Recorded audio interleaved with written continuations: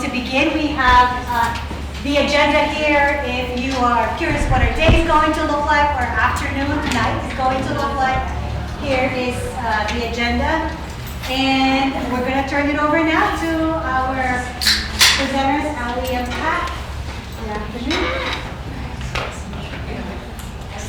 Make sure I got it.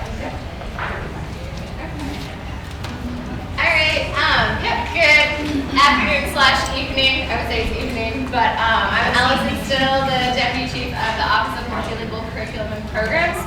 And we just really want to thank all of you for being here. This is the last of a series of 3 community meetings that we've had. And so we've gotten some really great feedback, and we're excited to hear your feedback tonight as well. So here's our agenda. My name is Pat Ryan. I'm the director of the Multilingual Office. And as you can see, most of the evening will be spent getting your feedback. So tonight we have bilingual counseling assistants who will help with interpretation. And I'm just going to ask them to stand and introduce themselves. And if anyone needs interpretation services, we have it for you. So you just... Hello everyone, my name is Homa Kafli and I am the Nepali BCA. I guess that's all. My name is Sahum Chewins. I'm the Khmer BCA.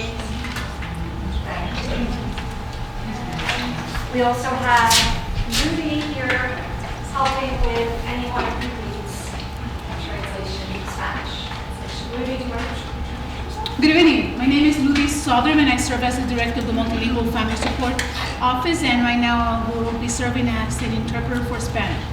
We're so happy to have Rudy here and the BCA, so thank you. So here are the objectives for tonight. And as we said, we're really looking forward to getting your feedback and ideas. And if you have a question during the presentation, there are index cards on your table.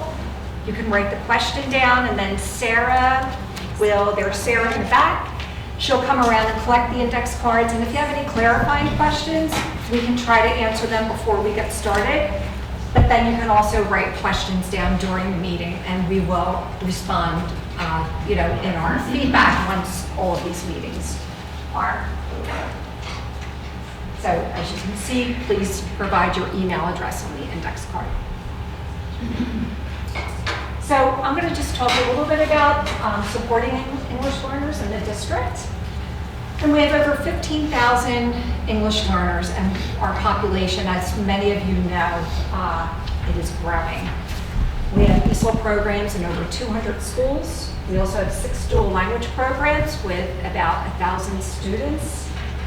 And we have 340 ESOL teachers, 22 bilingual teachers, and we added about 30 teachers for this current school year. So here is an overview of the organizational chart in the school district, and we're sharing this with you tonight just to remind you that the responsibility for English learners isn't just for the responsibility in one office. It is a shared responsibility across the district. However, there are 2 offices that really drive most of the work for English learners, and that is the Office of Multilingual Curriculum and Programs, and that office comes under academic support, and then we also have the FACE office, and that's where Ludi comes from, and the BCAs, Family and Community Engagement, and they're in the Student Supports Division. So here's just a little overview of how we support English learners. We're primarily, ONCP is responsible for academics, and the FACE office is parent outreach and interpretation and translation.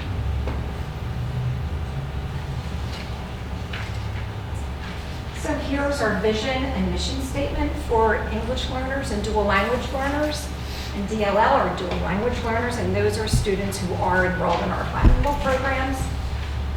And really our core belief is that if students are given the right instruction, the right supports, they will achieve.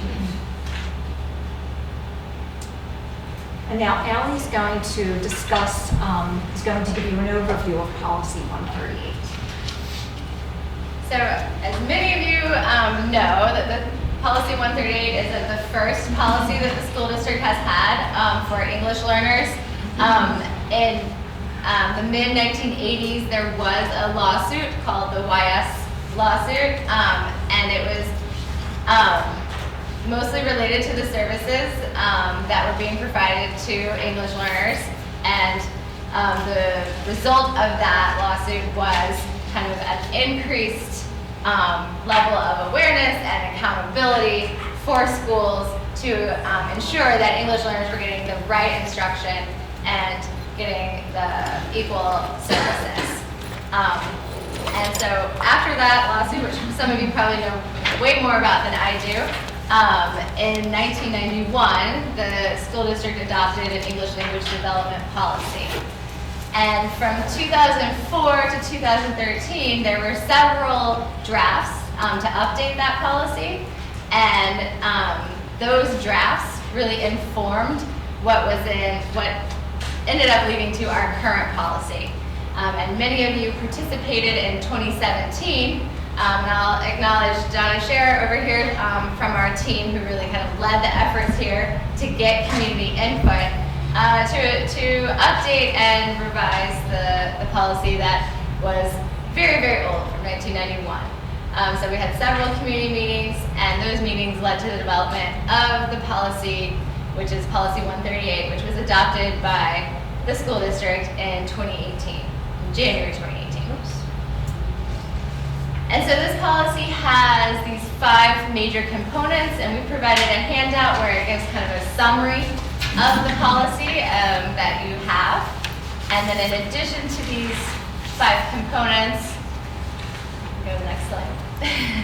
There is a requirement for an annual meeting, and that, we heard from the community was really, really important, that there was, a definite meeting to review with the community and with stakeholders how the district was doing and actually implementing the policy. Because we all know it's one thing to have a really strong policy on paper, it's another thing to monitor and really see how it's being implemented.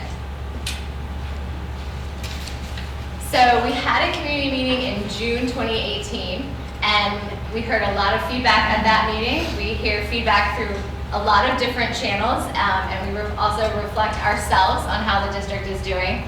But these were some of the high-level pieces of feedback that we heard. We heard a lot about the data quality, and specifically the quality of language data, that it was inaccurate, that it wasn't capturing the language diversity that's in our schools.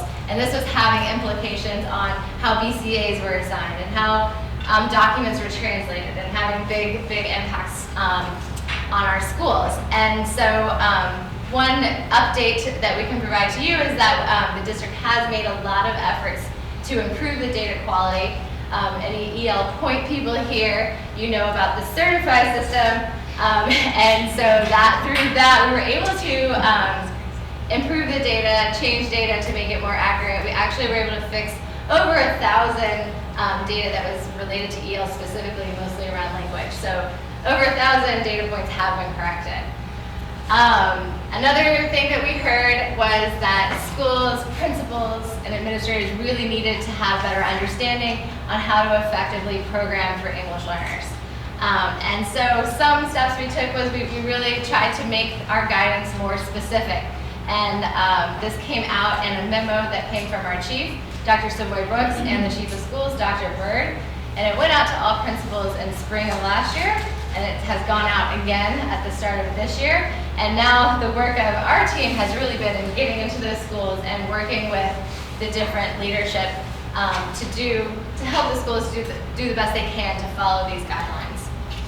Another piece of feedback that we heard was about our transcript evaluation process, that it's timely, that sometimes it's inconsistent in how transcripts from other countries are being evaluated. So we have taken a lot of steps to try to streamline that process, looking with Ludy's office, working with them on how to improve the process of having them translated.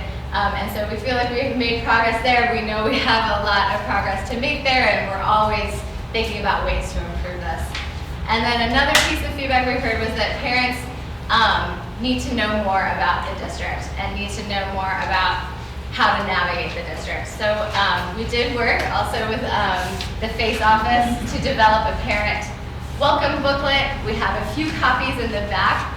We have limited print editions, so we do have them here if you are a parent or if you can give them into the hands of a parent. These are really made for parents. Otherwise, we ask that you look at our website to see this resource.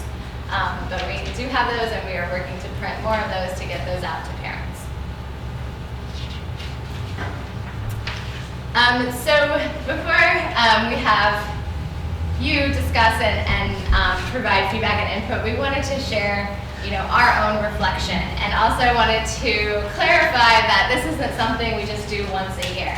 That we really make an effort to look at feedback and look at multiple measures to evaluate how the district is doing with servicing and instructing English learners. So we have started to create more surveys and put more thought into those surveys to get the kind of information that we need. So last year we had a survey that went to every EL point person, and the information from that has been really, really informative. And so we're going to continue with that. And another piece is obviously our student achievement data. So we do have this handout here, which I encourage you to reference in your small group discussion, but this is kind of the hot off the press access data from last year. It's still preliminary, it hasn't been through all of the business rules, but we've been given the go-ahead to go ahead and share it. And one thing that is new is that we have a different indicator for kind of measuring achievement, and that's explained on the back. Where every student has an individual growth target. So it's really focused on growth and how students are progressing from one level to the next. And so that is the focus and has been our focus when we're looking at student outcome data. So now I'm just going to talk a little bit about strengths and in regard to the areas in Policy 138 and then areas of growth for us. So the one strength that we want to talk about is just consistency in procedures, and that aligns with the first area in Policy 138 about identifying and placing students who might be English learners. So in the past, students who were in the district and then left the district, that data was not consistent. So now we have improved that process to support consistency. Allie talked about the all-point person. We have trainings. We are doing at least 3 a year.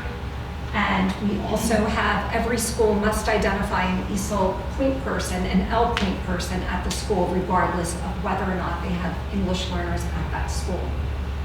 And Allie already talked about the Certify system that corrected data errors that were, a lot of those errors were related to language. And another strength that also goes with the Policy 138, and that's under programming, is we now provide targeted professional development. We no longer do one and dones for ESOL teachers. So our PDs are more of a series of PDs for ESOL teachers. We are also collaborating with other offices so we reach a wider audience. For example, for new hire orientation, we've always presented there in the past, but now we have another PD for all teachers who are required to go through that PD. And then we're also presenting it Tune-Up Tuesdays. And another important point is that any professional development that is specific to instruction in the district must have an English learner piece. And that is a priority of Dr. Savoy Brooks, who is the chief of the academic office. And then with that, we have a lot of partnerships too, which are really important to us, and they're listed here.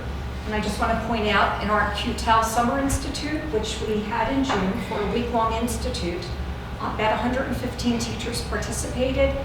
And we just got back some pretty good information from ORE, the Office of Research and Evaluation. And the feedback was 97 to 98% of the teachers who participated in the QTEL Summer Institute said that they felt the training would impact their student achievement. And now for our areas of growth. So we know that we can't just do PDs, that we do provide instructional supports.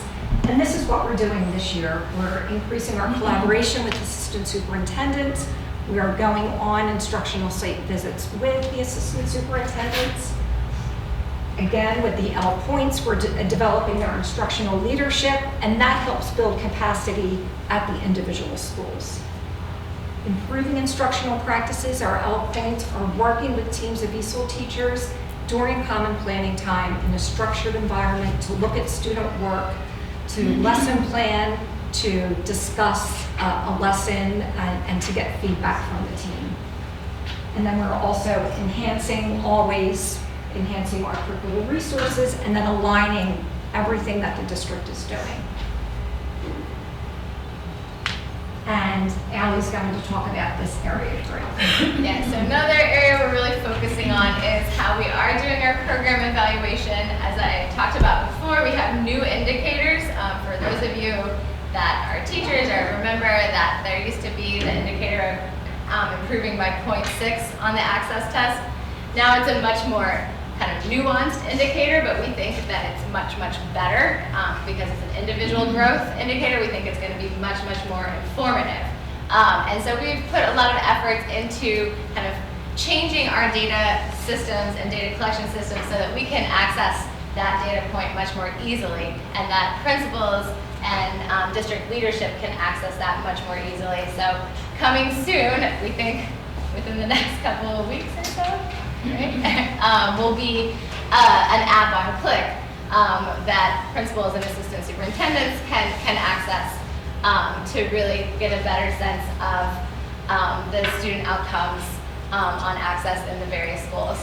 And then another piece that we're working on is creating more formalized channels to receive feedback. So we talked about the surveys that we're doing, and we're really looking at those surveys to inform our work. And I feel like there's something else. At the end, we're going to share with you another place where community members can contact us and provide us feedback.